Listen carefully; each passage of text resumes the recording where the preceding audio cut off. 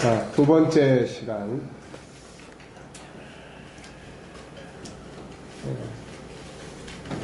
참고로 네. 52선수 다 이렇게 이걸 해야 되는 거요. 이거 외워야 된대요. 이걸 바꾸시려고. 예. 펼치를 외워야 이제, 예.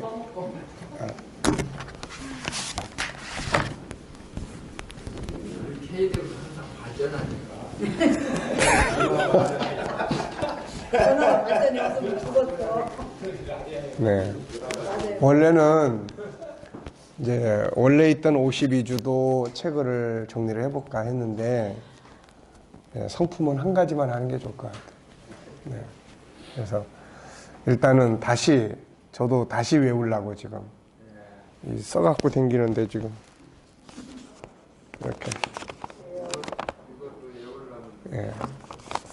마음 먹고 집중하면은 금방 해.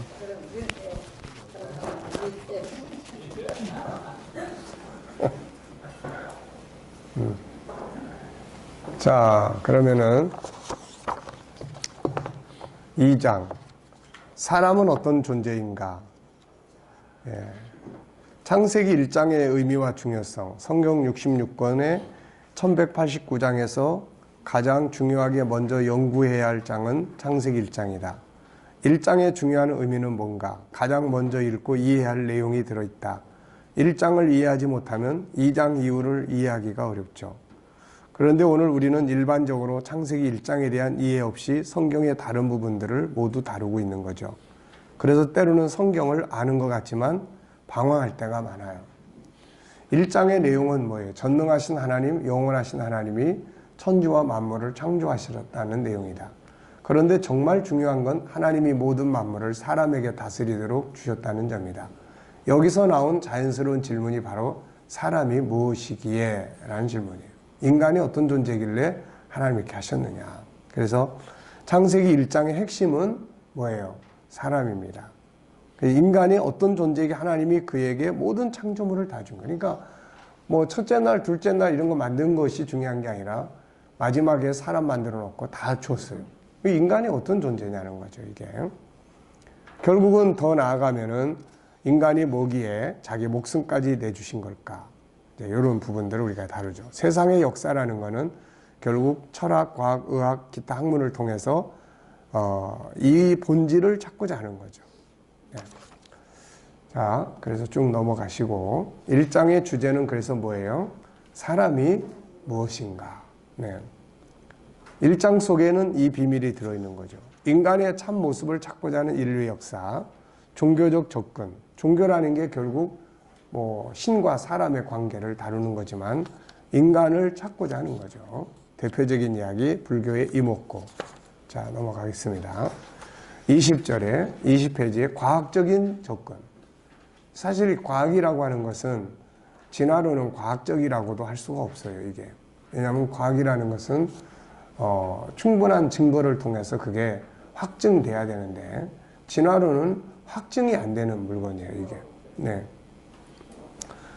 특히 진화론은 가지고는 올바른 인간을 이해할 수가 없어요.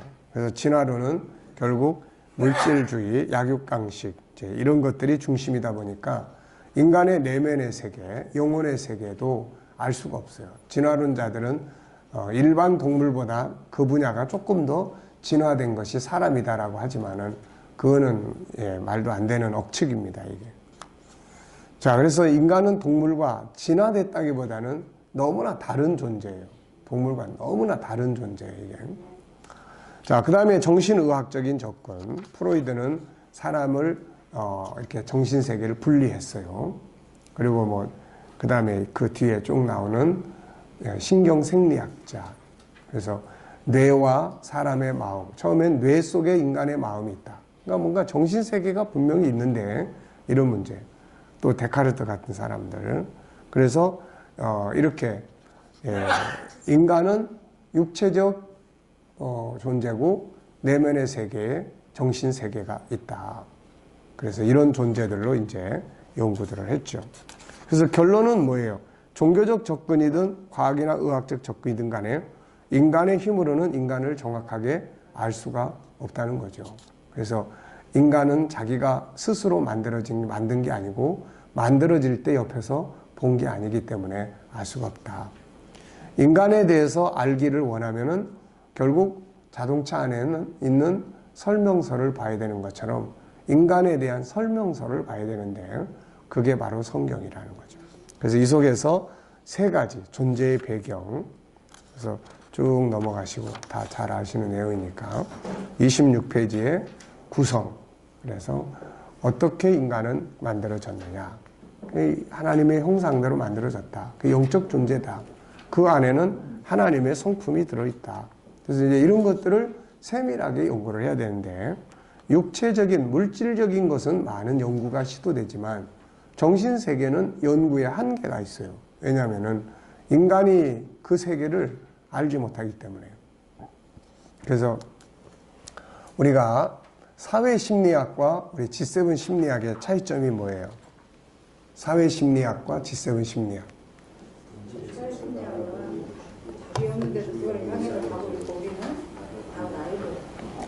네, 사회심리학은 나타나는 본능을 집합시켜서 임상하고 연구해서 만들어지는 거고, 우리 G7 심리학은 하나님의 그 안에, 인간 안에 뭐가 있는지를 알고 다루게 되는 거예요, 이게.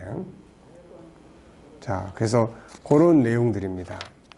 그래서 28페이지에 보면은 영혼 속에, 그러니까 창세기 1장 27절에 하나님 형상대로 만들어졌다, 영적 존재다.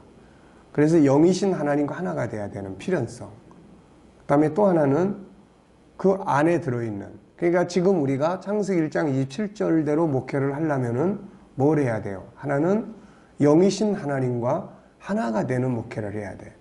이게 뭐예요?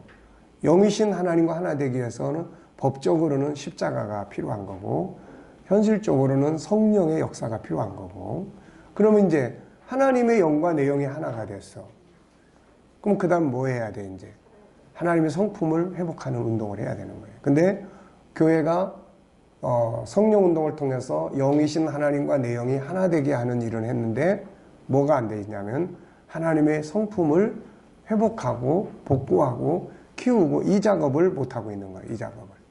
그러니까 영적으로는 발전을 하나님과의 하나 되는 감동과 개인적인 이거는 있는데 하나님의 성품이, 세상을 다스려야 될 하나님의 성품이 이게 복구가 안 되는 거예요. 무슨 말인지 아시겠죠? 그래서 결국은 누구나 다 궁금한 마음 다 가지고 있잖아요. 예수 잘 믿는데 왜 저러지? 이런 거. 은혜 충만히 받고 그런데 저 사람 왜 저러지? 이런 궁금한 마음 가지고 있어 봤어요? 안 가지고 있어 봤어요? 네? 여기는 다 뭐 그런 거 문제 없이 사니까. 네. 나는 그런 고민을 엄청나게 많이 했어요. 네. 그러니까 결국은 그 답은 뭐예요? 하나님의 형상을 이걸 복구를 해야 되는 거예요. 이게 성령이 충만하다고 해서 그냥 다 복구되는 게 아니에요. 만약에 그렇다면 성경은 교육을 가르치지 않았을 거예요. 네. 그러니까 하나님의 영과 내 영이 하나 되는 이 작업을 해야 되고, 그 다음에는 하나님의 성품을 복구하는 작업을 해야 돼요. 그게 바로 이제, 그래서 우리가 G7이 그 답을 이제 만드는 겁니다. 그 답을. 그러니까 이걸 하다 보니까 이게 그렇게 안 되던 것들을 훈련해 갈 수 있는 이제 이 단계가 만들어지는 거예요. 이게. 그 전에는 왜 이러지, 이게? 교인들의 그런 삶의 현장을 보면 답답하고 도대체 뭐가 문제가 있지? 한 남편이 남전도에 수련회 때 나보고 목사님 저는 우리 와이프 때문에 못 살겠어요 그러는 거예요. 집사님이. 근데 그 와이프는 우리 교회에서 아주 열심히 잘하는 1등 봉사자예요. 내가 이해가 안 되는 거예요. 헷갈리고. 그거는 나도 마찬가지예요. 나도. 내가 복음을 전하고 천국을 이야기를 하지만은 가정에서의 그런 어떤 부분들이나 이런 것들을 보면 내가 왜 이러지라고 하는 이런 거. 그러니까 그 답은 딴 데 있는 게 아니에요.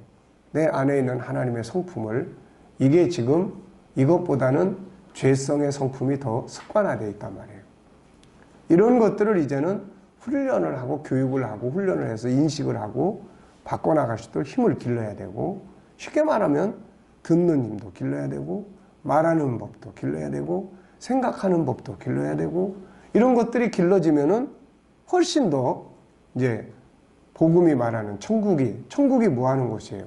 자유가 주어지고 평화가 있고 사랑이 실현되고 기쁨이 있고 이런 상태가 이제 만들어지는 거죠, 이게.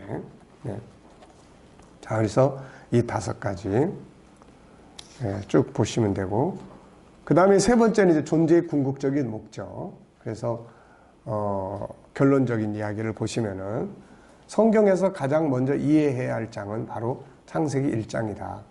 창세기 1장을 이해하지 못하면 다음 장부터 이해할 수 없다. 창세기 1장의 중심은 사람이다.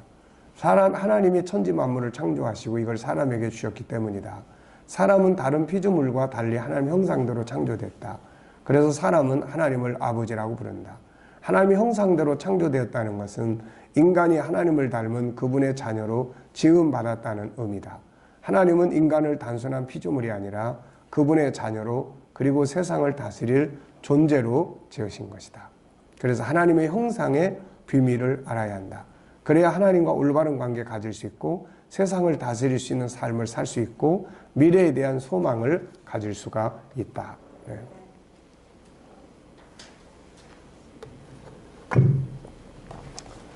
자, 다음 장으로 넘어가겠습니다. 자, 3장에 이제 2장은 뭐예요? 1장을 알면은 반드시 2장을 알아야 되죠, 또.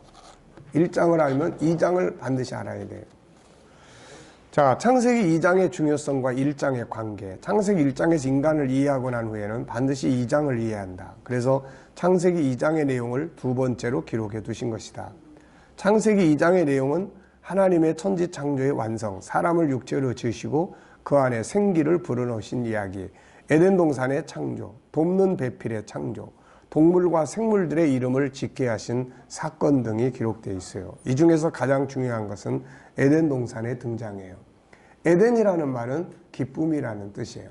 에덴 동산은 기쁨과 즐거움의 낙원이에요. 이건 천국의 모형이다.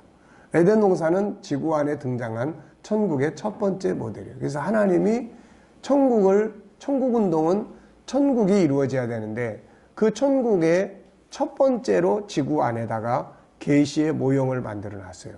그래서 인간은 그 속에서 그걸 보면서 천국을 알게 되는 거예요, 이게. 그래서 이 모형의 실물은 계시록 21, 22장의 새하늘과 새 땅이죠. 에덴 동산의 중요성은 뭔가? 창세기 1장은 어떤 관계를 가지고 있는가? 창세기 1장의 주제인 인간에 대해서 살펴보자. 인간은 하나님 형상대로 창조됐어요. 하나님 형상이란 두 가지 의미를 있는데 하나는 영적 존재라는 것과 하나님의 속성, 성품을 가지고 있다는 거예요. 그런데 하나님이 주신 그분의 성품 중에는 뭐가 있어요? 영원성이라는 게 있어요. 이 영원성은 뭐예요? 이거는 바로 영생의 성품이에요. 그런데 이 영생이 어디서 이루어져요? 천국에서 이루어지는 거예요. 천국은 어떤 곳입니까? 가장 인간에게 맞는, 그래서 인간의 꿈이 이루어져 있는 곳이에요, 이게. 인간의 꿈이 이루어져 있는 곳이 천국입니다. 그래서 그곳에서 영원히 살게 되는 것. 그래서 전도서 3장 11절에 있는 것처럼 인간에게 하나님이 영원을 사모하는 마음을 주셨어요. 사모하는 마음. 자, 그래서 인간은 본질적으로 뭘 알아야 돼요? 천국을 알아야 돼. 왜? 이 영원성의 본능이 안에 자리 잡고 있기 때문에. 그래서 에덴에서 쫓겨난 다음에 인간은 유토피아라는 이름으로 이걸 찾아가고 있는 거예요. 이거를. 그래서 인간의 영원성이 실현되어 있던 에덴 동산.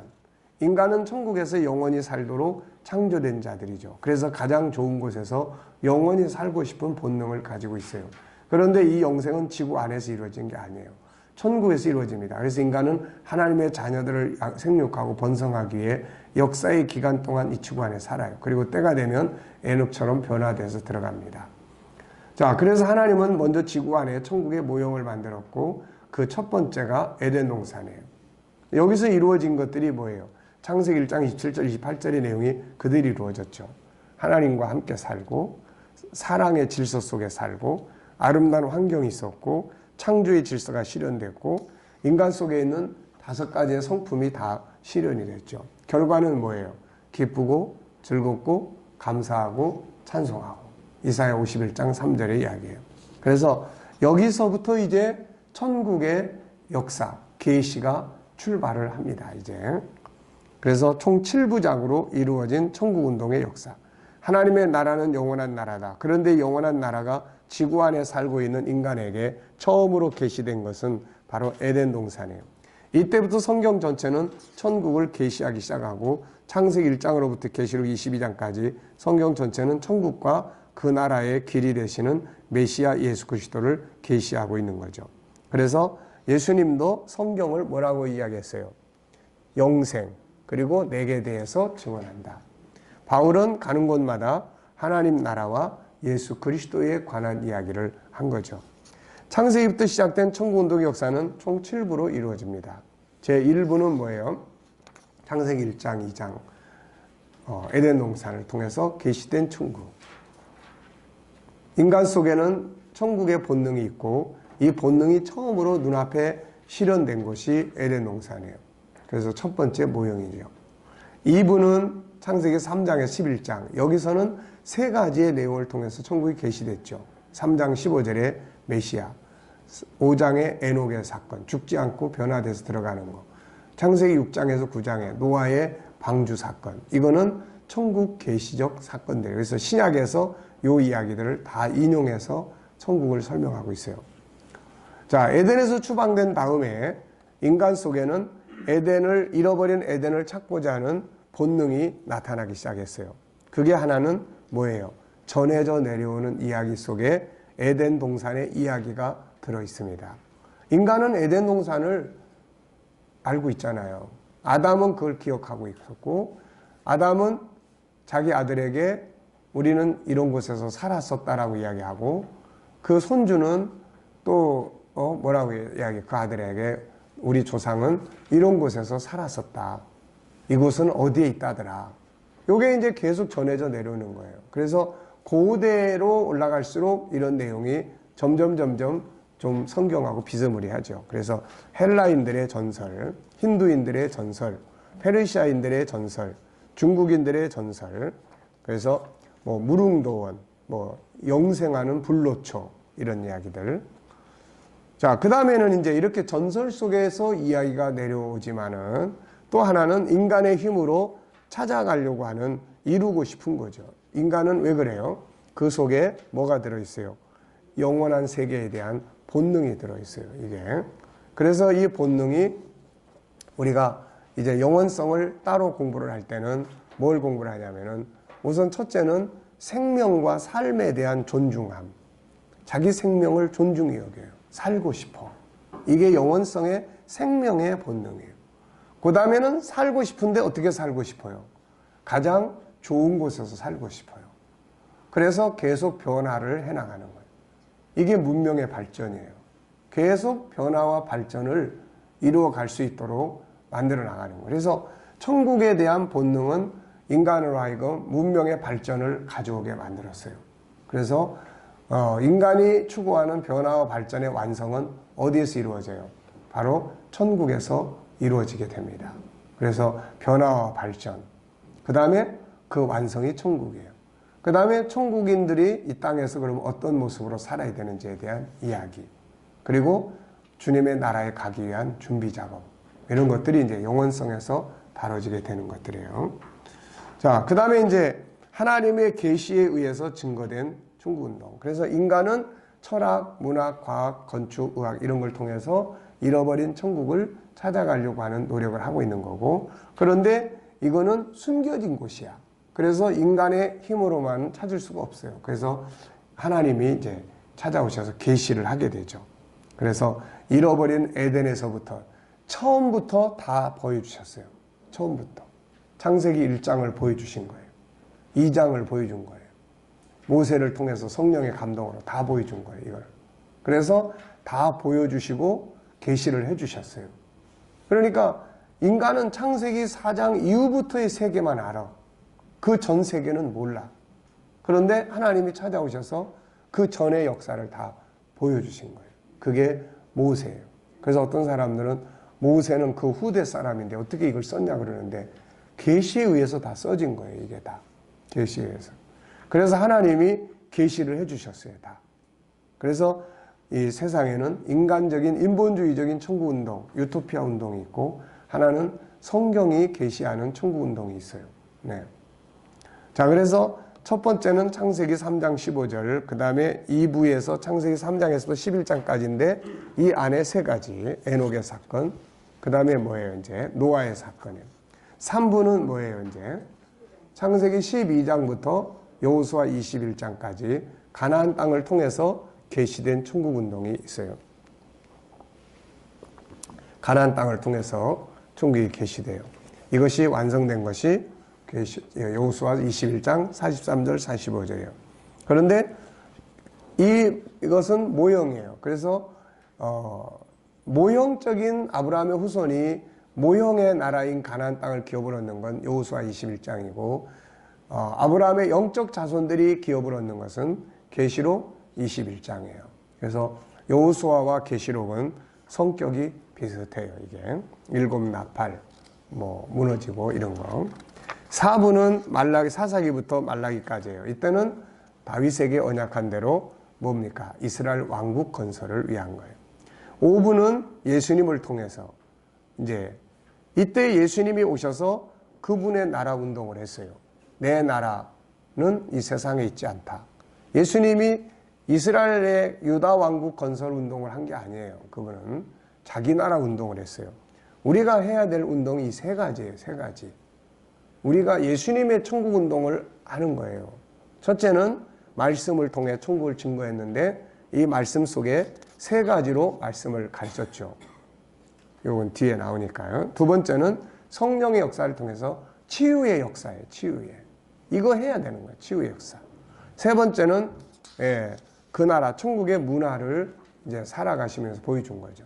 제6부는 사도행전부터 유다서까지 사도들을 통해서 이제 하나님의 나라가 이 사도들은 이때 1국면, 2국면을 가지고 있죠. 처음에는 성령이 오시기 전에 예수님은 따라다녔지만 이때의 제자들은 예수님이 메시아라고 인정했지만 영적 메시아가 아니라 이스라엘의 독립해줄 그런 왕으로 생각을 한 거죠. 왜냐하면 구약적인 신앙이 배경이 되고 있기 때문에 그런 상황이 벌어진 거죠. 그러다가 예수님 떠나고 버리고 다 했다가 그 다음에 이제 이 국면은 성령이 임하신 후에 이제 이루어진 그런 상황이에요. 그래가지고 여기서 이제 비로소 다윗 왕국의 이야기는 사라지고 하늘의 나라 이야기들이 등장하기 시작을 합니다. 자, 그 다음에 이제 마지막 7부는 뭐예요? 이제 계시록 21장, 22장에 새하늘과 새 땅이 드디어 이제 천국이 완성돼서 임하는 그런 내용이에요, 이게. 그래서 계시록 21장 6절에 이루었도다. 나는 알파. 알파면은 뭐부터 시작하는 거예요? 지금 천국 운동을 창세기 1장에서 인간 창조 그 안에다가 천국의 본성인 뭘 담아 놓으셨어요? 영원성을 담아 놓으셨고 그거를 눈에 보이는 세계로부터 출발을 해서 천지 창조가 이루어졌고 출발을 한 거예요, 이게. 그리고 드디어 그 나라가 하늘의 나라가 완성돼 임함으로써 그분이 모든 천국 운동을 완성하신 거예요. 자, 그 다음에 이제 결론은 천국은 처음에 어디에 있었어요? 사람 속에, 영원성 속에 있었어요. 지금도 사람 속에 이게 있기 때문에 세상 거 가지고 만족을 못 하는 거예요. 아무리 좋은 거 먹고 마시고 가지고 해도 다 그거 가지고 만족이 안 되는 거예요. 이게. 왜냐면은 사람 속에는 이 세상 것보다 훨씬 큰 하나님의 나라, 영원성이. 그러니까 예수님이 오셔서 이거를 이제 알려준 거예요, 이게. 자, 그래서 이제 그런 이야기예요. 자, 그 다음 장으로 넘어가겠습니다. 예수님의 천국 운동. 우리가 지금 이 운동을 해야 되는 거예요. 이 운동. 이 운동. 예수님의 천국 운동. 세 가지를 했어요. 첫째는 말씀으로 천국을 증거했습니다. 두 번째는 천국을 경험하게 했어요. 세 번째는 천국의 문화를 살았어요. 요 세 가지가 우리가 해야 될 천국 운동이에요. 이게 우리가 해야 될. 그래서 말씀으로 전할 때는 세 가지로 사용을 전했어요. 하나는 이름, 6가지 이름 쭉 이야기했죠. 천국, 그 다음에 천국은 셋째 하늘.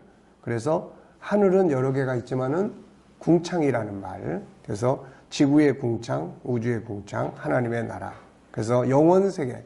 이 하나님의 나라는 영원 세계예요. 우주는 시간은 있지만 시간이 다 달라. 그래서 지구에서 24시간이지만 다른 데 가면은 이게 막 하루가 엄청나게 길어지거나 이런 경우예요. 그런데 천국은 시간이 없는 세계예요, 여기는. 그래서 지구를 만드신 거죠. 자, 그 다음에 뒤로 가면은 하나님 나라, 영생, 낙원, 아버지의 집, 새로운 세상. 요게 이제 예수님이 그분의 나라를 설명하기 위해서 사용하신 이름들이에요, 이게. 그래서 그 이름 속에 그분의 나라의 의미가 다 들어있어요, 이게. 자, 그 다음에는 비유. 비유가 이제 쭉 나타나요. 이거는 천국을 이제 계시하는 내용이에요.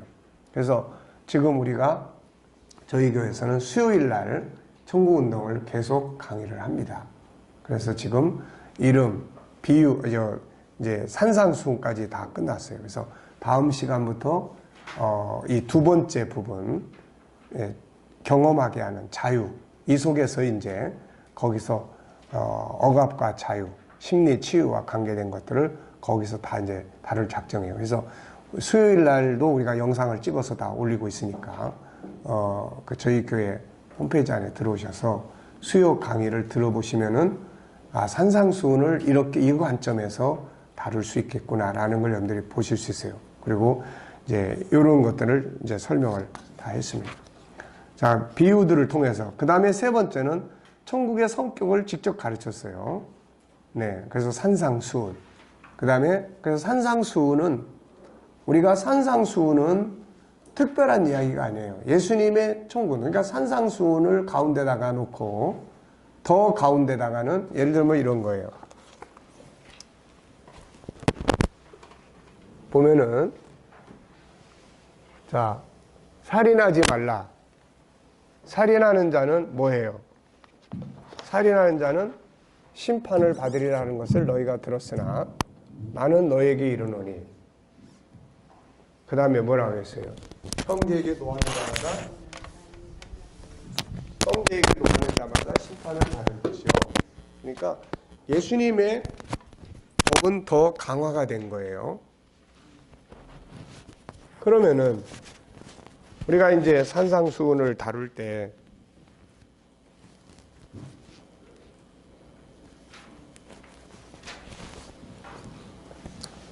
자, 살인하지 말라. 이거는 이제 산상수훈에 들어있어요.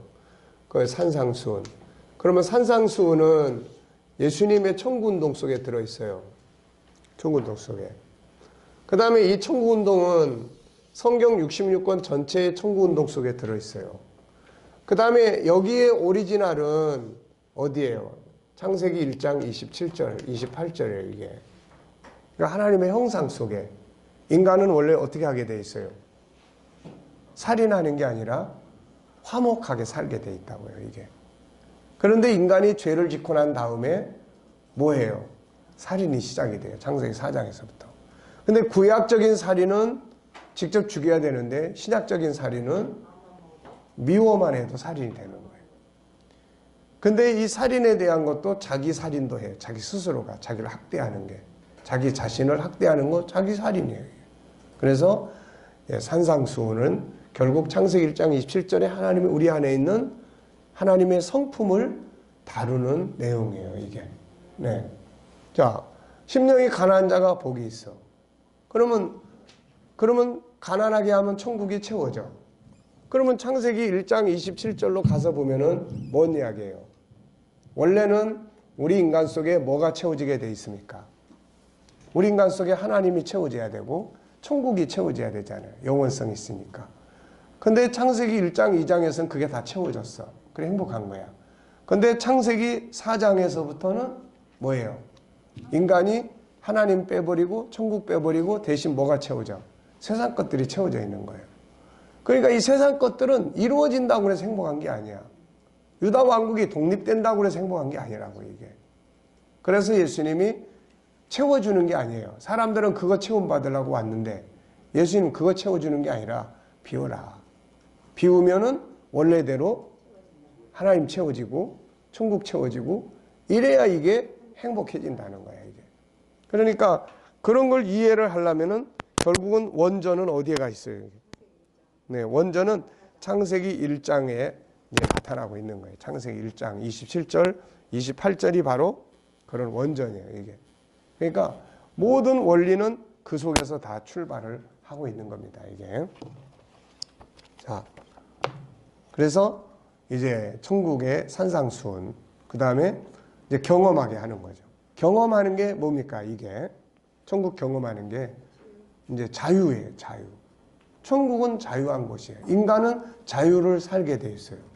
그런데 창세기 3장에서부터 이제 억압의 원리가 출발하고 4장에서부터는 이제 억압이 시작이 되는 거예요. 억압이 시작이 돼. 억압은 고통스러운 거죠. 질병에서 억압하는 거고. 그래서 치유가 필요해요.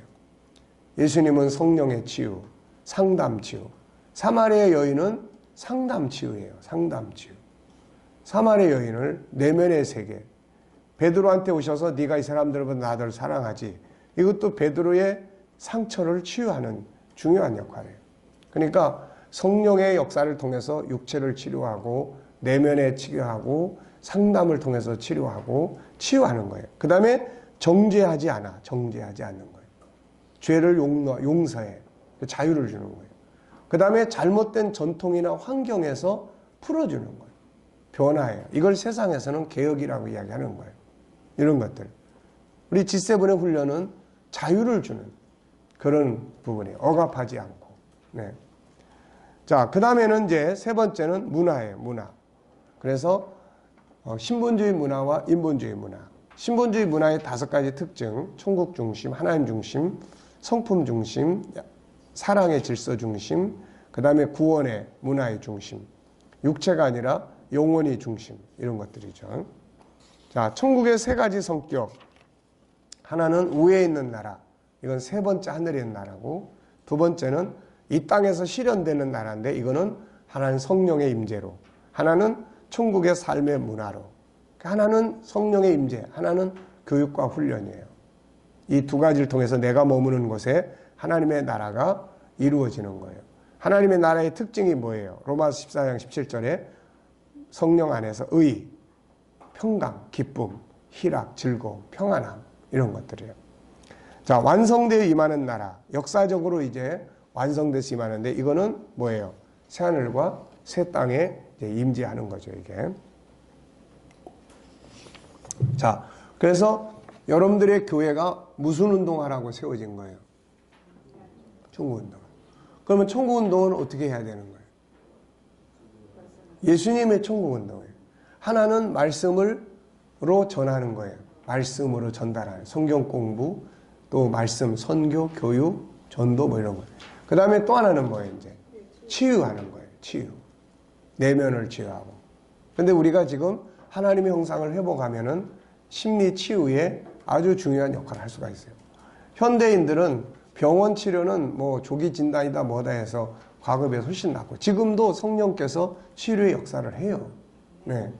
그런 게 없는 게 아니에요.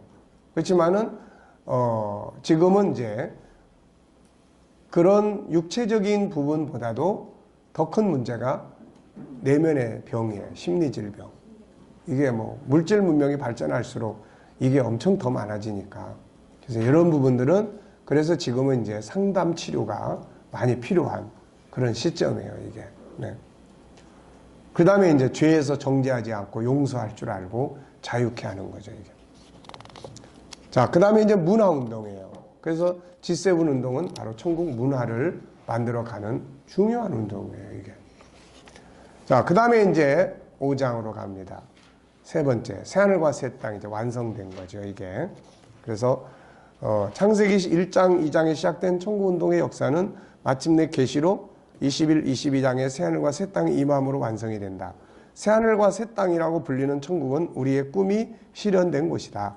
그래서 모든 믿음의 사람들은 이곳을 바라보며 살았다. 성경 66권의 결론인 장차 우리가 들어가 영생을 누리게 될 새하늘과 새 땅에 대해 살펴보기로 하자. 천국을 여행하는 마음으로 사도 요한을 통해 계시된 새하늘과 새 땅을 정리해보자. 그래서 이걸 우리가 잘 알아야 돼요. 가능하면은 암송하든지 그렇게 해서 늘 묵상하든지 하는 것이 아주 중요합니다. 이게. 자, 쭉 넘어가겠어요. 이건 좀 내용이 많으니까 두 번에 걸쳐서 하셔도 되고, 그래서 천국 공부를 여기서 한번 쭉 끝내고, 그 다음에 이제 6장으로 가면은 구원 계획이에요. 구원 계획. 창세기 3장에. 자, 죄와 인간은 어떻게 살아야 되죠? 바로 창세기 1장 27절에 인간은 하나님의 형상대로 창조됐고 하나님의 성품대로 살아야 되는 거예요. 그래서 인간은 하나님과 함께 살아야 되고 하나님의 성품을 살아야 되는 거예요. 예, 이게 실현되었던 곳이 어디예요? 창세기 2장이에요. 그런데 죄가 들어오면서 이게 다 깨졌어요. 죄가 들어오면서 이게 다 깨졌는데 우선 하나님과의 관계를 파괴시켰죠. 그 다음에 영혼이 죽은 상태가 됩니다. 그리고 5가지 성품이 죄로 독소로 인해서 파괴돼요. 마음의 병이 오기 시작했고 모든 심리 질병이 출발해요. 육체의 병이 오기 시작했고 마침내 죽음이 오기 시작하고 영벌에 들어가기 시작을 하죠. 그래서 하나님이 구원 계획을 세웠어요. 죄로 인해서 모든 것이 망가지고 영원한 형벌에 들어간 인간을 하나님 버리지 않고 구원하기로 뜻을 정합니다. 이유가 뭐예요? 그것은 창세전에 이미 우리를 사랑하신 그분의 사랑 때문이에요. 그래서 하나님의 구원 계획은 어떻게 이루어집니까? 우선 구원자에 대한 계시가 이루어져요. 구원자에 대한 이야기는 창세기 3장 15절에서 처음으로 계시가 되고 그 다음에 계시록 19장에 예수님이 재림하심으로써 구원자의 역사가 완결이 돼요. 네. 그 다음에 구원의 방법에 대해서 계시가 돼요. 구원의 방법은 뭐예요? 행위가 아닌 대속의 방법이에요. 그래서 이 방법이 처음으로 사용된 것은 이제 에덴 동산에서 뭐 했어요? 이제 가죽옷을 만들어 입혀주신 것이 출발점이에요. 여기서부터 이제 짐승의 희생에 대한 대속의 법이 이제 진행이 돼요. 가인과 아벨 쭉 진행되면서 나중에 율법, 그 다음에 또 유월절 사건, 율법, 그리고 난 다음에 이 법은 예수 그리스도의 십자가를 통해서 완성이 되죠. 구원의 범위는 어느 한 민족민이 아니라 모든 사람, 여기서 이제 우리가 선교적인 사명을 해야 될 이유가 이제 여기서 만들어지게 되죠. 그래서 어느 한 민족, 한 나라만이 아닌 모든 인류의 구원에 대해서 말씀을 하고 있습니다. 그래서 이 인류 구원에 처음으로 계시된 건 창세기 12장 3절. 너를 통해서 땅의 모든 족속이 복을 받게 될 거다 하는 이야기가 처음 계시가 됩니다. 그리고 나서 이제 선지자들에 의해서 또 예수님에 의해서 쭉 사도들에 의해서 계시되고 이거에 완성된 것은 계시록 7장 9절에 각 나라와 족속과 백성과 수를 헤아릴 수 없는 큰 무리가 하나님 앞에 모여있는 내용을 보여주죠. 천국의 역사는 창세기 1장 2장에서 출발해서 계시록 21, 22장에 완성되고 구원 계획은 창세기 3장 15절 출발해서 계시록 7장 9절에서 완성이 되는 거예요. 자, 우리의 사명이 뭡니까? 창세기 3장은 죄가 세상에 들어온 사실과 함께 인류 구원 계획의 시작점이에요. 세상의 역사는 멸망으로 가는 역사라면 하나님의 역사는 구원의 역사예요. 우리가 세상을 사는 동안 해야 할 가장 중요한 일이 뭐예요? 바로 하나님의 구원 계획을 이루기 위한 삶이에요. 결국 하나님의 나라가 임할 때 남는 건 이거밖에 없기 때문에 그렇습니다. 자, 그래서 우리가 세상을 살아가는 동안에 뭘 해야 될 거냐? 하나님의 구원 계획을 이루는 거죠. 그래서 나라가 임하옵시며 뜻이 하늘에서 이룬 같이 땅에서도 이루어지이다. 이것이 아주 중요한 거예요. 하늘에서 뜻이 정해지고 땅에서 이루어지는 건 구원 계획이고 나라가 임하는 것은 하늘에서 임하는 거예요. 네. 나라는 하늘에 준비되지만 그 나라에 들어갈 백성들을 구원하는 일은 이 땅에서 이루어집니다. 이 두 가지는 성경 66권의 핵심 주제예요. 그러면 우리가 이 땅에서 그 나라가 임하기까지 해야 할 가장 중요한 일은 하나님의 구원 계획을 위해 일하고 사는 겁니다. 그게 마태복음 6장 33절의 의미예요. 자, 이해되셨죠? 자, 다음 장으로 넘어가겠습니다. 창세기 4장 문화의 역사. 자, 문화라는 게 뭐냐? 인간은 문화를 만들고 그 문화 속에 살죠. 문화라는 게 뭐냐? 영국의 인류학자 이비 타일러는 그의 저서에서 문화란 지식, 신앙, 예술, 도덕, 법률, 관습 등 인간이 사회 구성원으로서 획득한 능력 또는 습관의 총체라고 정의를 했어요. 우리는 한마디로 삶, 라이프라고 정의를 해요. 살아가는 데 있어서 일어나는 모든 요소죠. 그 대표적 요소는 첫째 환경, 둘째 종교, 셋째 사람이에요. 이 세 가지에 의해 만들어지는 삶의 스타일이 바로 문화입니다. 이 문화는 언제부터 시작되었는가? 물론 세상이 만들어지고 사람이 존재하면서부터죠. 에덴 동산에서부터 사람들의 삶의 스타일이 출발을 해요. 자, 두 가지 문화. 문화의 시작은 하나님입니다. 그래서 역사가 시작될 때 하나님이 계셨고 그분으로 말미암아 만물이 만들어졌고 인간이 창조되었고 만물의 질서가 만들어져요. 그래서 창세기 1장 1절 태초에 하나님 천지를 창조하시니라. 그래서 인류 역사의 문화의 출발은 하나님으로부터 출발합니다. 그런데 인간이 범죄하고 난 다음에 새로운 문화가 등장을 했어요. 창세기 4장 16절에 가인이 여호와 앞을 떠나면서 하나님이 없는 인간의 문화가 탄생을 하죠. 이것을 뭐라고 이야기했어요? 인본주의 문화다. 그래서 인류의 역사는 두 가지 문화를 가지고 있어요. 하나는 신본주의 문화, 하나는 인본주의 문화. 자, 이 두 가지 문화는 이런 차이점이 있습니다. 신본주의는 하나님 중심이고 인본주의는 타락한 인간이 중심이에요. 그래서 결국은 타락하게 돼 있어요. 신본주의는 천국이 중심이고 인본주의는 세상 나라가 중심이에요. 그래서 물질 문명이 발전하죠. 신본주의는 영적인 것, 영혼이 중심이고 인본주의는 육적인 것이 중심이에요. 그래서 쾌락과 향락이 발전하게 되는 거예요. 신본주의는 사랑의 질서가 실현되고 인본주의는 약육강식의 질서가 실현돼요. 그 다음에 신본주의는 구원이 인생의 목표고 인본주의는 구원이 없어요. 이 땅에서 잘 먹고 잘 사는 거죠. 자, 그래서 이런 차이점들이 있는 거예요. 자, 102페이지 4번. 두 가지 문화의 발전과 결과. 초기 인본주의와 신본주의 결과. 신본주의 시작은 창세기 1장 1절. 인본주의 시작은 창세기 4장 16절. 인본주의의 뿌리는 창세기 3장 마귀죠. 그래서 사단은 창세기 3장에서 하나님을 대적하는 세상 사상을 인간에게 가지고 왔고 사람은 이걸 받아들입니다. 초기 인본주의는 가인으로부터 시작해서 노아 홍수 10번으로 끝나고 이 인본주의가 결국 노아 시대 이후에 어떻게 됩니까? 다시 인본주의 역사가 일어납니다. 왜냐하면 인간 속에는 신본주의적인 뿌리도 있고 인본주의적인 뿌리도 있어요. 죄성.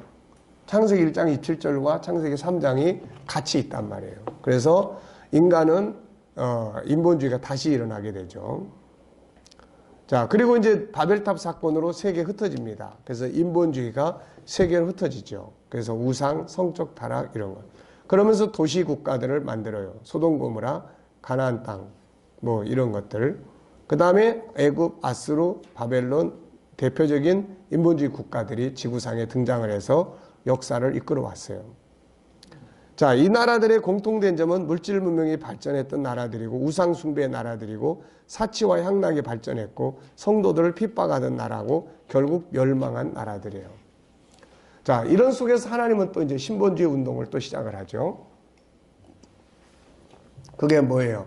아브라함을 부르셔서 가나안 땅을 중심으로 신본주의의 복음이 온 세계에 퍼져나가게 해요.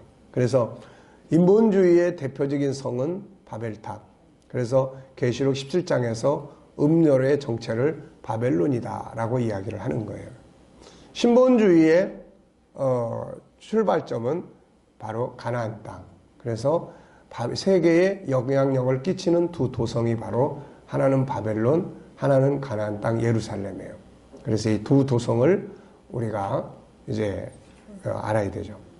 오늘 우리 시대의 인본주의, 신본주의, 세계화되고 있는 인본주의와 하나님의 사람들. 인본주의는 급속도로 발전하고 있죠. 물질 문명, 약육강식 이런 시스템들이.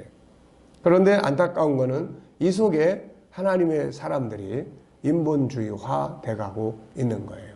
그래서 자꾸 멸망을 향해서 가고 있죠. 계시록에 보면은 불의를 행하는 자는 그대로 불의를 행하고 더러운 자는 그대로 더럽고 의로운 자는 그대로 의를 행하고 거룩한 자는 그대로 거룩되게 하라. 그래서 우리 신본주의의 교회들이 싸움을 잘 싸워야 돼요. 싸우기 위해서 무기가 필요하고 그 무기 중에 하나가 세상과 세상을 하나님의 이런 형상 안으로 끌어들이려고 하는 우리가 이런 G7도 하나의 중요한 무기예요. 이거를 우리가 잘 훈련하면 하나님의 사람들은 더 말할 것도 없고 하나님의 사람들이 하나님의 사람으로서 훈련이 돼주면 그거 가지고 세상을 이기니까 하나님께 영광을 돌릴 수 있는데 세상 사람들도 이걸 통해서 더 나은 방법을 가지고 하나님께로 돌아오는 동기를 만들어줄 수가 있는 거죠, 이게. 그래서 그런 무기들을 우리가 훈련해야 된다. 자, 인본주의와 신본주의의 결과는 어떻게 됩니까? 결국 계시록 17장, 18장은 인본주의와 신본주의의 마지막 결과예요. 그래서 다 불타는 세상을 보여주고 있습니다. 자, 뒤로 넘어가서 인본주의의 정체는 이렇게 생겼다. 그래서 신본주의 정체는 하나님이고 인본주의 정체는 마귀인데 이 장면을 잘 보여준 것이 이 동상이에요. 이거는 태국에 있는 우상인데 앞부분은 사람의 얼굴입니다. 얼굴인데 뒤로 가면서 이게 뱀의 몸통으로 갔다가 그 다음에 맨 위에 가면은 혀를 날름거리는 뱀의 머리가 나오고 그가 둥근 거를 안고 있어요. 그래서 이게 바로 지구다. 그래서 자기가 이제 마귀가 결국 사람을 통해서 세상을 다스리는 거죠, 이게. 자, 바울은 우리의 싸움을 어떻게 이야기했습니까? 우선 하나는 악의 영들, 어두움의 세상 주관자를 이야기를 했어요. 영적 존재.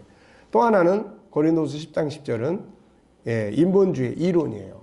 그러니까 하나는 인본주의의 가치, 이론. 하나님을 아는 것을 대적하여 높아진 걸 다 무너뜨리고 그래서 오직 어떤 경관지도 무너뜨린 하나님 능력이라 모든 이론을 무너뜨리고 그러니까 세상의 방법보다 사람을 교육하는데 더 좋은 방법들을 우리가 만들어내야 돼요. 그래야 이게 더 나은 거야. 이래야 하나님이 계셔. 이렇게 될 수 있는 거예요, 이게. 그래서 우리는 맨날 영적인 것만 자꾸 이야기하지 말고 이렇게 바울은 이미 2000년 전에 모든 이론을 무너뜨리는 거다. 이게 우리 싸움이다. 하나님 아는 걸 대적하여 높아진 걸 다 무너뜨리는 거고 사람들의 모든 생각을 사로잡아다가 그리스도에게 굴복하게 만들어야 된다. 지금 이제 어머니 교실, 부모 교실을 하는데 안 믿는 사람들이 들어와서 공부를 하면 예수님의 사상을 공부를 하는 거라고, 그 안에서. 그러면 이제 그 속에서 이 사람들이 예수님을 좋게 보고 믿을 수도 있는 거고 이렇게 되는 거예요. 자, 그래서 그런 이야기를 이제 여기서 쭉 하고 있습니다. 자, 오늘 여기까지, 오전 여기까지 하고요. 오후에 1시간 더 하고 이제 성품 교실로 넘어가도록 그렇게 하겠습니다. 자, 우리가 이미 다 잘 아는 내용이니까 뭐 특별한 건 없죠. 자, 수고하셨습니다. 네.